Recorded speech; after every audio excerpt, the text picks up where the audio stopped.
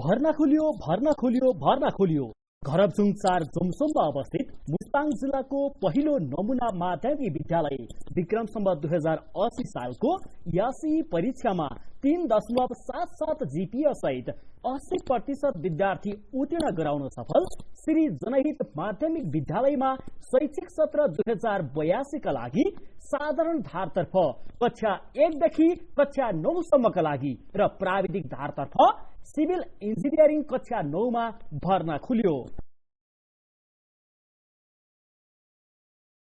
विद्यालयका विशेषताहरू: शान्त र रमणीय वातावरण, सबै कक्षाहरूमा स्मार्ट टिभी सहितको प्रविधि मैत्री कक्षाकोठा, विद्यालय नोट सेवा, पर्याप्त खेलकुद मैदान, विभिन्न छात्रवृत्तिहरूको व्यवस्था, छुट्टा छुट्टै प्रयोगशालाको व्यवस्था, छनौटमा परेका गरिब तथा जेहेन्दार विद्यार्थीहरूको लागि निशुल्क आवासीय सुविधा।